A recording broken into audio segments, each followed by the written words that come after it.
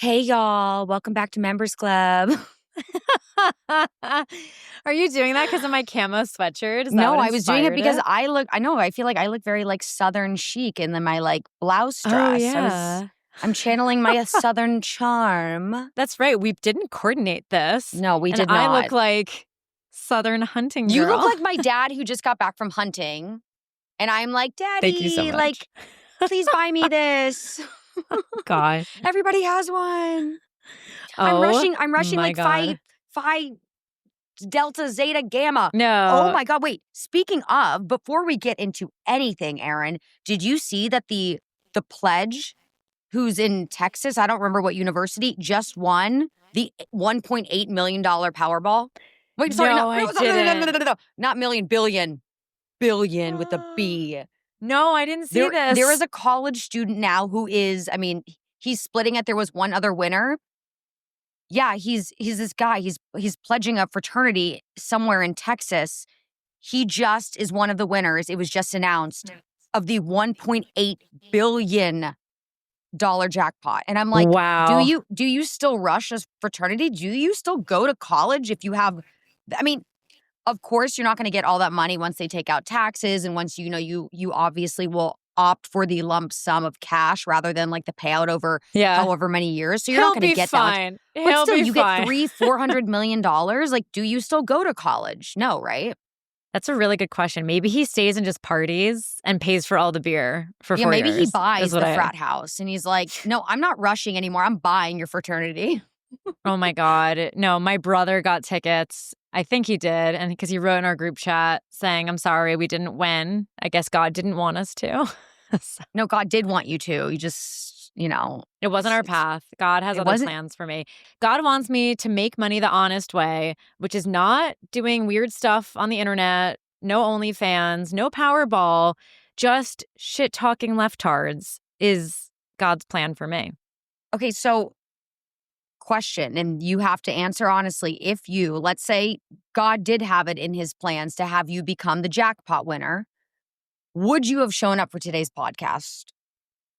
If you would have found out yesterday, or even this morning, let's say, that you won all this money, would you be like, Charly, like, I'm sorry, like, we gotta reschedule? Oh my God. I honestly don't know. Like, I think the answer has to be no. Yeah, I'm sorry. I wouldn't have shown up. No. There'd be too much going on. Like, I'm with my financial advisor, like planning my future. That's exactly what I'm thinking, yeah. Or I'm already on a vacation. I'm just like, you know what? Screw it. I'm headed to, where would I go right now? I don't know. Yeah. That would take, or, maybe I would lock myself in a room because I like don't know what to do. I'm like, oh my God. No, I wouldn't be locked in a room. I would be in every meeting possible, setting myself up.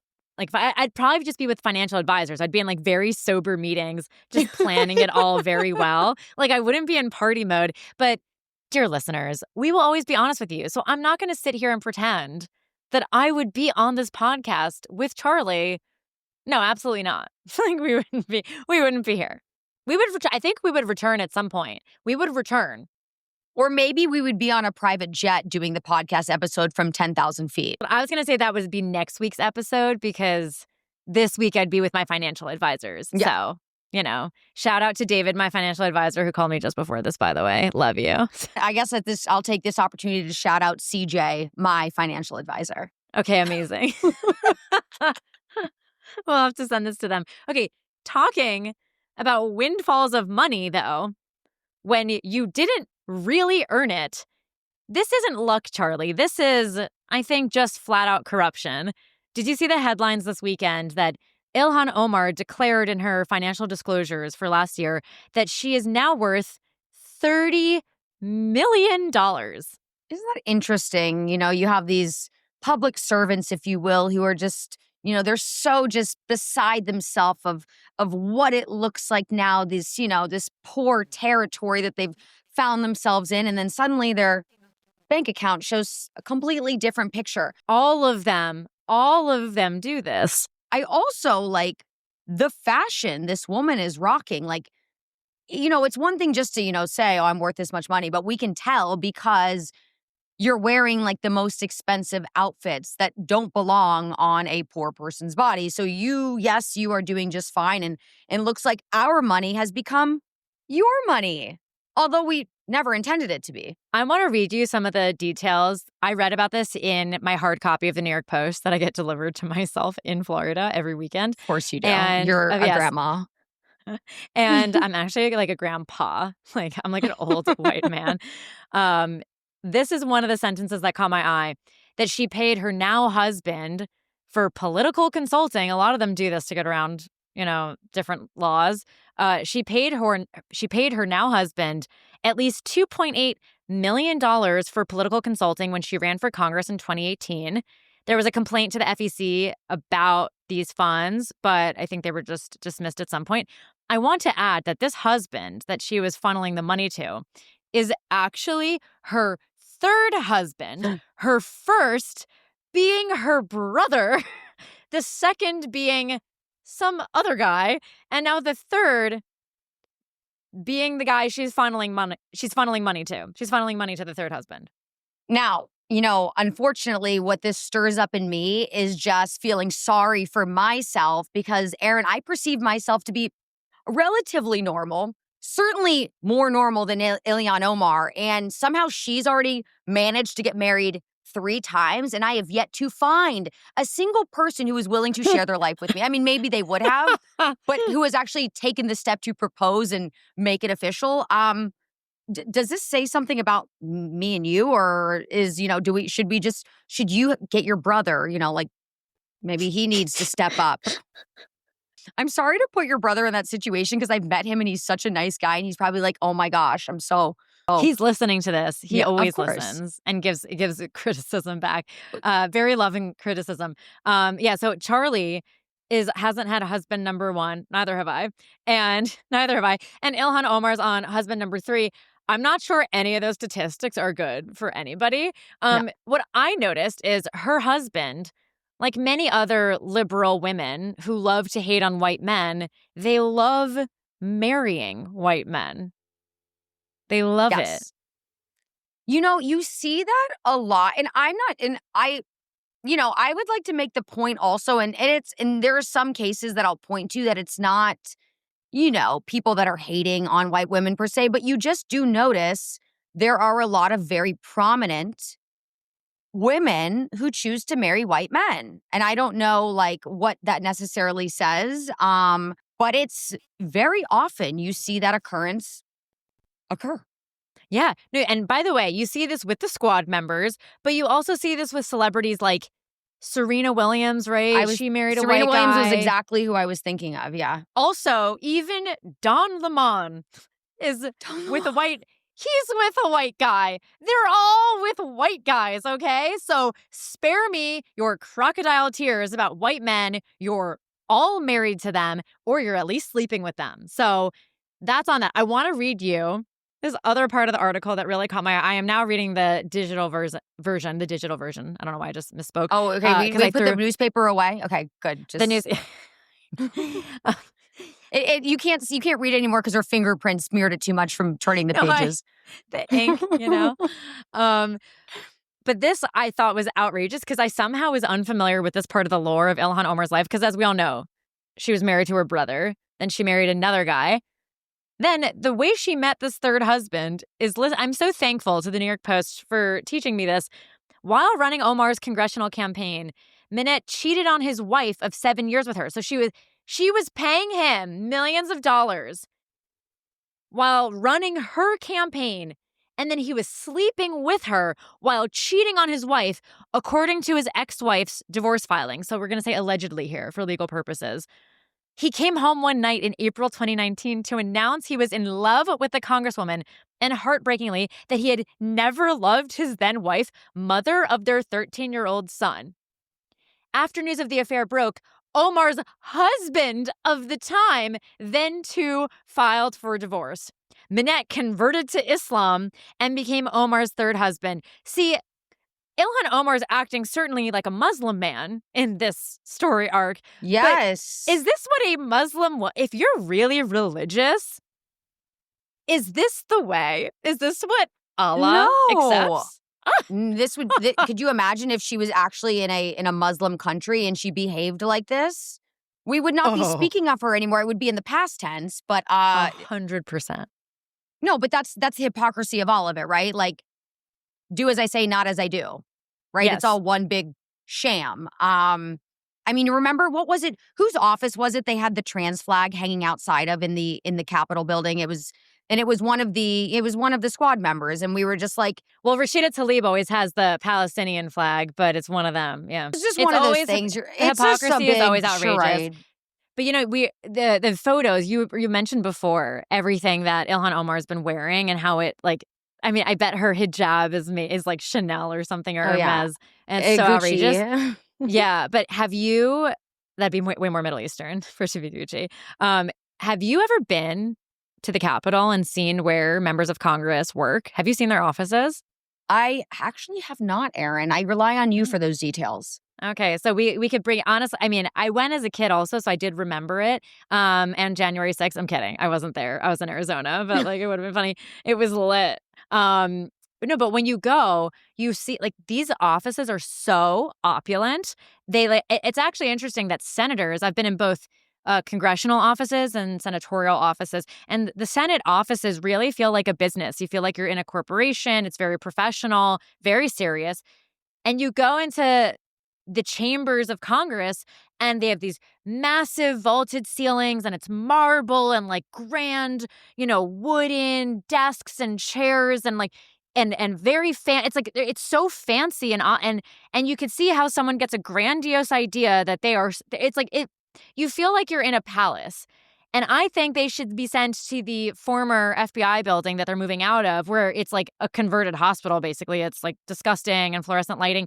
They should be in very modest accommodations to remember that they're working for the American people. It's very easy when you're walking through the Capitol to see how they get so high on their own supply and that they live really in a bubble where they spend half their time there, not at home with their constituents. And when they're home, they're getting the red carpet treatment. Everyone's treating them well to make sure that they could butter them up and like all the legal and not legal. But it's not even in the legal ways. Their life is very good everywhere they go. And so they start to think that they're untouchable.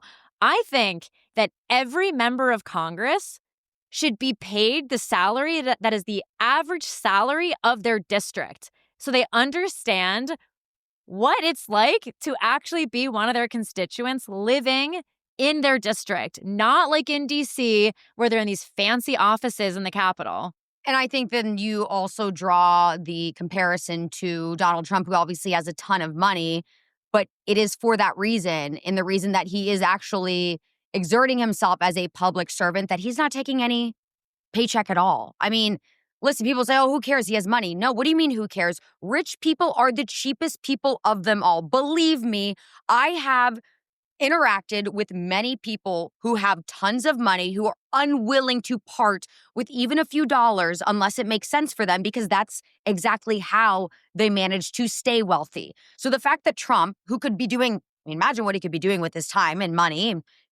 He could be doing many other things. Instead, he's trying to, take us in the right direction, not taking a dime for it. Okay. Spending money out of his own pocket to better the situation for all of us. And then you have these members of Congress and whatnot who are taking salaries that are far above what they deserve and really what they should just be getting in general. Yeah. Well, also, you think about it, a lot of these members of Congress we are not sending our best to DC anymore. And a lot of them, without the opportunity of being in Congress, like Ilhan Omar or Marjorie Taylor Greene, like all these, there are different examples of people where their net worth has skyrocketed since entering office versus other members where they were independently wealthy, they'd made their money, and then and that's becoming less and less frequent. But Ilhan Omar, for example, and there are many other examples. AOC actually has generally reported lower income. She's like one of the lowest in Congress. There are plenty of examples on both sides of the aisle. She gets like gifts. No, she definitely, by the way, I'm not excusing AOC. She gets gifts. She doesn't pay for things, but when it comes to actual and also, money in her bank account. Hold on. Money in your bank account is different than like what you actually have. There are certainly different ways of funneling your money to make it look like you have less, which is probably a good move on many of Congress members' parts. Yes. Well, by the way, what Ilhan Omar did and many in Congress are doing is it's not only about the public stock trading. It's not only about the insider trading of stocks. You could you could do all kinds of things in private companies. So with Ilhan Omar, she invested in a company or became a board member, whatever it was, that was worth basically no money. And overnight, it was worth $30 million. Gee, I wonder how that happens. It's very easy to see how the corruption is just so rampant across both sides of the aisle. I would like to point to, well, we won't call it corruption, but we'll just call it insanity in Congress. We have Latifah Simon. Arynne, I don't know if you are familiar with such a woman. She has made history as the first legally blind Muslim congresswoman representing California. I mean, we talk about DEI. And DEI, it can have a little footprint, it can have a very large footprint. This might be the largest footprint of DEI we have seen thus far in Congress. We've got legally blind, female, and Muslim all wrapped into one. So I guess the question is, how do you best that, Arynne? If you're trying to out DEI someone, if there is a hierarchy of DEI, how do you outdo this one? I can't. I actually can't. Also, isn't she also Black? I'm looking at her photo. She's Black, Muslim, legally blind. Thank you for explaining that we can take this a step further, because now I'm not really sure. Maybe deaf? You can't outdo Muslim at this point. You cannot. So we could Helen Keller her. We can't out Muslim her. If we were to make a DEI hierarchy, like a totem pole, trans, midget. Okay, trans, midget. Neurodivergent, demisexual. I don't even know what demisexual means. I learned that phrase. I think it was Andrew Cuomo's daughter or someone like that who came out as demisexual. And all it means is that you only sleep with people you love. So like a normal person, like a normal human being. So yeah, no, if this is one of those moments that we have way too often now, where if you wrote this in a script, like if I were writing a parody, they would tell me I would have to edit the script because this is too on the nose. Also, I have questions about Legally Blind. How blind? I got into this because I did LASIK a few years ago. For anyone who wants to know, I did it because I thought it was before 2024. I really thought the left might take over. I was worried about civil war. And I thought, what? If we have civil war, am I going to be running around the country with like a stack of my boxes of contacts, like, like just walking around with, like, this is all really my contacts? funny. And so I'm like, I need to get LASIK. And so I did it, but my prescription was quite bad. It was -525 for anyone who knows. Yeah. Oh, that's like bad. bad. So it's, I don't want to say I'm as inspirational as this blind Muslim, Black, non-trans, non-midget. We have to put the the way they say cis. We should start calling people non-trans and like non-midget. So I'm possibly as inspirational as she is. But Legally Blind, I think, is like when you're over -7 or something. You can be legally blind and not actually be blind, like not fully blind. Like you can still see. It's just she looks pretty fucking blind. Hold on, I didn't even look up Latifah. She looks a little. Oh, you should. She looks kind of cross-eyed. Okay, I have some questions. I have no answers. I have no answers on this. Does she have a? Like, I hate using the word partner, but I have to because we don't know. Like, does she like That's share? A good question. Is she intimate with anybody, and if so, who? Is she intimate with anybody? Oh my God, these photos kill me. I'm sorry. I'm going through. And also, I did meet like a actually blind Michigan Supreme Court judge. He was very inspirational. This was years ago, and he actually reads all. And like, imagine you don't get to just like reference documents when you're able to see. So he was a very brilliant man, and he actually is an inspiration. I'm looking at her Wikipedia right now. Spouse. Oh, that's actually really sad. I hate that you brought this up. She was married, and then her husband passed away after 2 years in 2014. Yeah. We're still going to make fun of her, by the way. We're still making fun of her because it's just too funny. But we do feel for anyone who's lost a spouse or family member for that matter. No. Because you know what you sound like? You sound like Tucker Carlson saying that he has sympathy for, did you see this? He said he has sympathy for Osama bin Laden's family. Let me just say, I would be totally comfortable sharing condolences with Osama bin Laden's family. He's like, Okay. anyone who loses a loved one. He's off his rocker. Anyone that's who loses a a loved little one. egregious. No, I don't feel especially sympathy for because them. his family was well aware what was going on, unless like Yes, yeah, no, I mean, but I guess unless they weren't, but they were like in that. Did you watch that documentary on Netflix? It was like American Manhunt. It was about capturing Osama bin Laden. That was incredibly good. Oh my God, you have to watch it. Everybody, you have to watch it. It's not new on Netflix. It's called American Manhunt, like hunting down or capturing Osama bin Laden. It was wildly interesting. I mean, it was like the firsthand accounts from. Did you see Zero Dark 30? Of course, I saw it in theaters. No, but Zero Dark 30 was still it was still portrayed by actors. This was a documentary, firsthand accounts from the military members that partook in this operation, and it was like the SEALs, and it was crazy. And it was like, what was happening in the White House at that time. It was so good. You have to see it. I was gonna say though, I was with a bunch of SEALs last night at a dinner. Oh, lucky you. And I know. Okay, Arynne. I know. Okay. From Paul Saladino on the beach to a dinner with some SEALs. Okay. People should know I don't post my personal life. So anybody you see on my stories is a friendship. No, friendship. Hold on. I wasn't saying it was anything else. I was just saying I got so many questions about I'm sure. They were like, what's going on there? Sunset on the beach with the man himself, Mr. Carnivore Diet. I brought him. Anyone who didn't see this story, I did bring Mr. Carnivore, MD, or I should say Dr. Carnivore, a Diet Dr. Pepper for our bike ride. He was so horrified. You're like, doctor, meet doctor. Doctor, meet a real doctor, Dr. Pepper. So I was with a bunch of SEALs last night at someone. I know, it was so fun. They're all so handsome. Oh, of course they are. And just like manly. Yeah, no, it was really fun. I had a great time. And they're all friends with Rob McNeil, the guy who allegedly shot bin Laden. I don't know. There are whispers on either. People will say, like, you could just say it, but they seem to believe he is the one. Rob McNeil is the one who's known to have killed Osama bin Laden. Rob might have been in the documentary. I don't remember the names, but he might have been. Yeah, because they had like all the guys chatting. Yeah. You want to hear small world? This is what happens when you meet all kinds of people. I have a friend who's very pro-America, very pro-2A, and he's from Pakistan, and his dad is very high up in ISI, which is like Pakistani intelligence. And his dad was the first Pakistani official in bin Laden's house after he was shot.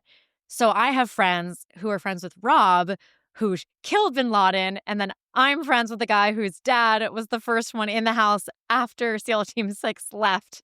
The world is so small. It gets very small. Yeah, it is extremely small.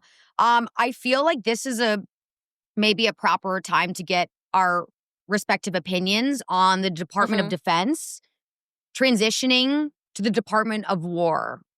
Yes. Arynne, what is your take? Do you like it, or would you prefer to stay with the traditional DoD? Neither. I love it. I think this is I was like, what's she gonna say? Good. I think that is this a troll job? Okay, I am the first one to say, okay, this is nothing. This is just words. We need to no, but these are those moments. Like, this is why enlistment in the military is at record highs, like decades-long highs, when we were at record lows just before Trump took office, right? This is exactly what the world needs to see. America was a cuck loser soy beta freak on the world stage for how many years? And we became a joke, and people knew they could push us around and do what they wanted. And the people saying, oh, well, this means like we're going to go fight stupid wars. No, it doesn't. No, it doesn't. It doesn't. Trump, yeah, right. That's the last thing that we are interested in doing. Yes. And as Trump is interested, obviously, he would have made a whole lot of other different decisions if that would have been his intentional path. Yes. But defense is a term that you use for Canadians. And we're not Canadians. We're Americans, okay? So we don't sit around waiting for things to happen to us and then run around reacting to it. Defense is reactive. War is proactive. So I think that's We decide our destiny. We decide where the world goes. We are the United States of fucking America. So welcome to the Department of War. I'm so about this. I'm so into it. You know what, Arynne? You know, I'm a woman with steadfast opinion. I'm a woman. Everybody, Arynne and I have a call prior to our podcast episode. We do it the day prior. We go over what topics we want to discuss. We see if we agree, if we disagree. You know, sometimes it's good to have a little disagreement, but we don't get so in depth because you don't want to you save it for the episode, right? And I was like, I don't know. I think it's a little much. I think people are already a little bit scared of what Trump is presenting. And, maybe it doesn't give them the people, they want to feel comfortable and safe. And the idea of war is a little scary and just having it be so out there.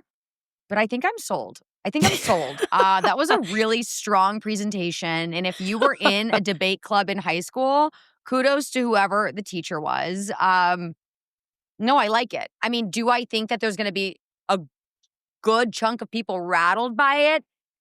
Yes, but I think once, it changed, kind of like golf. Remember, Gulf of Mexico turns into the Gulf of America. Everyone was like, oh, oh my gosh. Now, it's just literally oh, it's the Gulf of America. You don't even think anything of it. And in fact, Delta Airlines now has completely implemented that into their mapping system, which I love because I'm a Delta flyer. Shout out to all my diamonds out there. So I like the argument. Thank you. No, I'm so glad I swayed you. I'm surprised I did. I mean, I'm not surprised. The D.O. dub. I was going to say a master debater.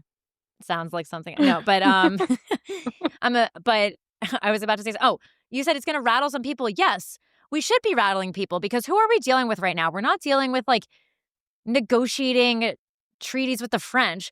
We're dealing with Islam. We're dealing with the Arab world. We're dealing with Putin and Russia.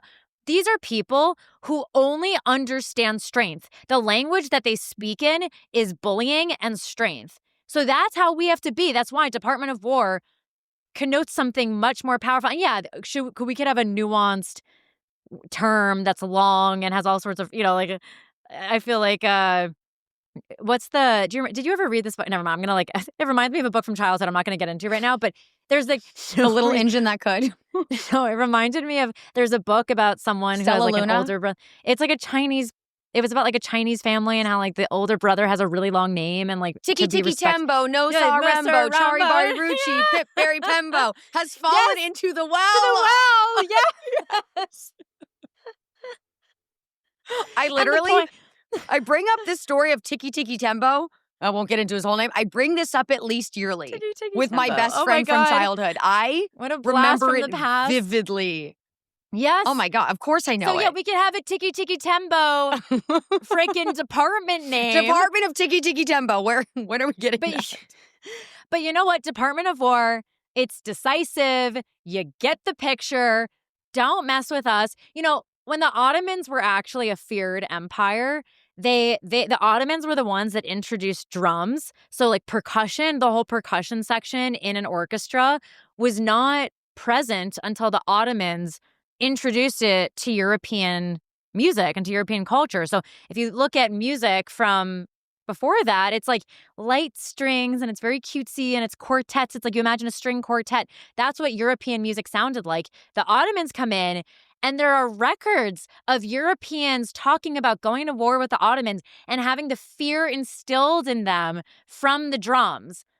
That's what this is. It's the Department of War. It's our Ottoman percussion section. It's us saying, be afraid when you hear us coming because we're not here for defense. And you know what the best defense is?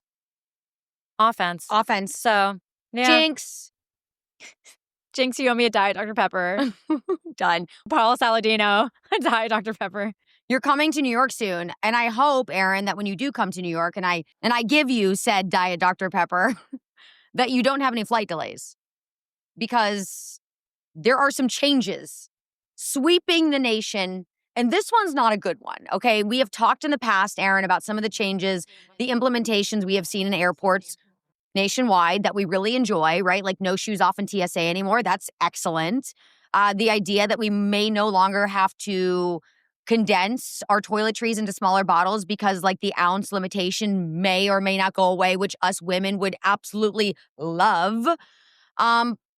Though here we're now learning that the U.S. Department of Transportation has said it's going to drop the Biden-era plan, which guaranteed passengers affected by lengthy delays or cancellations caused by the carriers compensation between $200 and $765, along with free meals, lodgings, and rebookings. This, to me, I'm a little sad about. Now, I have only got caught in one like very lengthy delay recently, and it was a weather delay, so I wouldn't be compensated regardless. But I do think that like sometimes airlines can be assholes and they are completely disorganized and they leave families in a complete lurch. And I say families because, traveling as, a woman solo is one thing, but like if I have 3 kids with me and now I'm like, what am I supposed to do with my infant and my 2 toddlers in an airport all night long with, and that's expensive already, or as it is to be in an airport for a short amount of time. So I don't know. I wish this, I don't like this. Come on, DOT. Let us keep our compensation.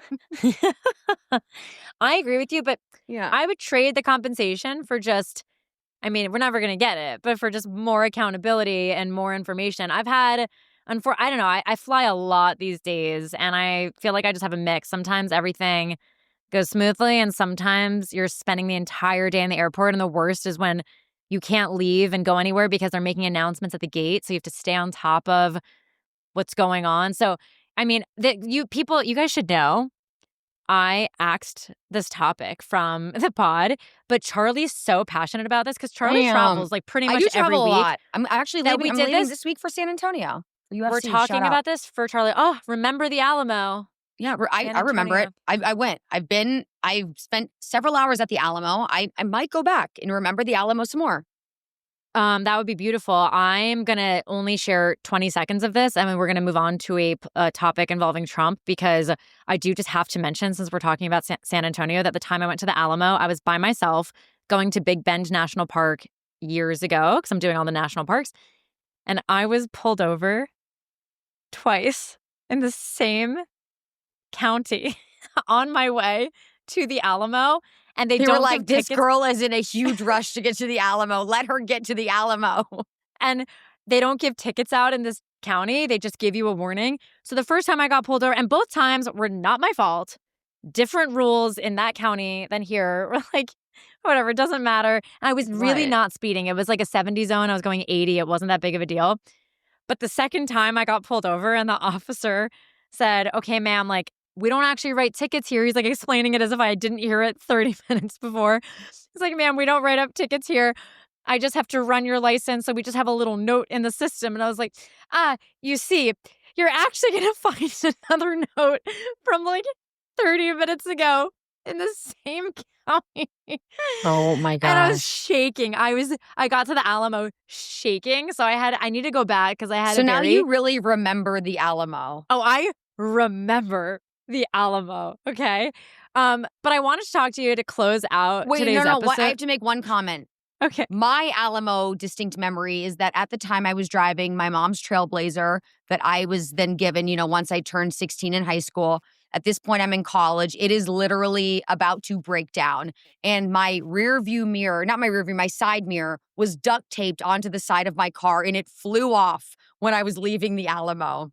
So that is my most distinct memory from the Alamo. If people don't think we're real girls, yeah, like no, that. Believe me, you might think we're bougie, and maybe I live a more elevated life than certainly more than I used to. I was raised very humbly. I'm a good Midwestern girl, and I work hard. I work hard for the money. Now we just got to win the jackpot. Oh my God. Would we split a jackpot? Like, should we do it next time? Should we like get tickets together and do numbers? Let's each buy a ticket, and if one of us wins, we split. Okay, deal. You all saw it here. It's legally binding. Maybe we buy a ticket each week, and then we share if we won or not and if we don't show up, we won. You know what they say the lotto is? It's a tax on the middle class. Is really essentially what it is. But not to Charlie Someone has hates to win. that. Someone has to win. Someone has to win. That's right. Okay, I wrap want to us close up. out. I want to wrap us up with something that I thought was a Trump win and something that I thought was a big L. Okay. Oh, we're doing this. I You mean, didn't tell maybe me. not big I L. don't. That's a little. Okay. It's a little harsh because I do waver on this topic. Let's start with the loss, because we'll end on a high note. Trump had a bunch of lefty techies in the White House this last week. If you saw, he had like Bill Gates, Mark Zuckerberg. He had a bunch of these Silicon Valley types in the White House. And on the one hand, I agree with this. I agree with bringing them into the fold, keeping them happy. You know, it's really nice to not have community notes and fact checks on my Instagram posts anymore. But this time last year, I did. I'm still not monetized on Meta. I know so many other creators who were banned. They're still not allowed back. They're also still not monetized. We were treated as second-class citizens. And my issue is, like, nothing has ever been done to correct this. And it's weird to me. Like, I was upset when they were in the rotunda at inauguration. It's like they hadn't done anything. I wasn't upset. We differ on this. I'm happy. I'm glad that they're finally coming to their senses. And honestly, they just look like a bunch of kiss asses, which they are. That's what they are. They are. They know. But if you weren't with us on election night, like, they would have gone the other way. Think about this. If Kamala were in power today, my account would probably be locked down now. But guess what? If we ever go, God willing, in the other direction, like post-Trump era, You mean God forbid? Then we're not. Do you think we're gonna let them forget this? Oh no, this was you. Don't forget this. You? Is this you? Yes, it is. I don't know. I'm more cynical than you are about this. I'm very worried. I think they'll swing either way, depending on who's in power. And I do think Trump is very good at this. I do trust him a lot. Like, we've seen him change his behavior with Putin, for example. He's realized that his relationship with Putin hasn't gone anywhere, and it's actually changed some of his language around Russia, Ukraine. I mean, he's actually been sending stuff to Ukraine. No one's talking about it because he actually did it the same week as all the Epstein news a few weeks ago. So it was actually pretty brilliant on his part. He was doing something that he knew would be unpopular, but just combined it with something that was even more unpopular, and so people were distracted. So I do think that there's something here where Trump could be working on them, but I also don't think that, like, Trump's not as focused on that social media part as we are, right? Like, we feel the effects of this. He kept TikTok around, so he's listening. But yes, maybe different ways to look at it. But give me your Trump dub. The dub is he went to the U.S. Open, and it was just iconic. It was iconic. I feel like you have more to say about this. Did you hear about this in New York? Of course. It was all over the place. I mean, I got alerts the second he walked in. Trump arrives at the U.S. Open. Trump, received by standing ovation at the U.S. Open. America cheers. I mean, people were, taking pictures. They were tossing him their hats to be signed. He was tossing them back. I mean, he is truly a man of the people. He's the first president to attend a U.S. Open in, gosh, I don't even know how long. I mean, the thing I love about Trump is he is just such a normal person when it comes down to it. And he's not above, going to things that maybe historically have not been so, part of the presidential agenda. He was at the Super Bowl, the first one in a very long time. He was at the U.S. Open. UFC. He sits with Dana White, octagon side at UFC at Madison Square Garden regularly. And even then we'll go out to Vegas too. Like, he is, I wouldn't be surprised if he ends up at the Canelo boxing fight this Saturday either. Like, that's a massive event. I would not be surprised to see him there. He's supposed to be at the Yankees game Thursday night. Yeah, see, that's what I'm saying. Like, he's a man who loves his sports. He is so relatable, and that's one of the reasons he was able to swing so many young male voters over to his side, because he's relatable.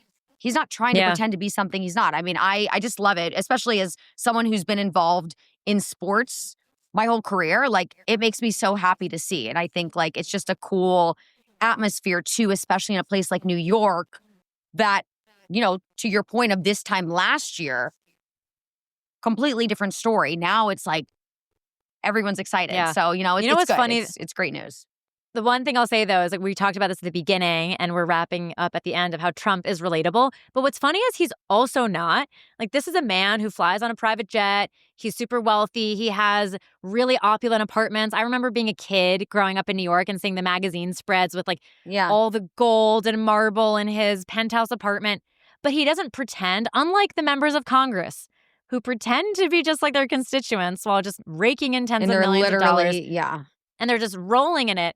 Trump is just honest. I remember months ago, someone pointed this out. He was at a rally, and perhaps I think it was after inauguration, but it was sometime in the last year. He was at a rally and he was complaining about how his private jet got delayed, and it was so funny because he's complaining about a private jet, but he's doing it in a way that is just so normal. And then he cancels the compensation for the rest of us who have to fly commercial and get delayed. Okay, let's wrap there. Yeah. Let's wrap there. All right. Well, DJT, you're an icon, as always. See everyone next week unless we win the lottery. Unless we win the lottery, which I don't think we will. So we'll see you all next week. Bye.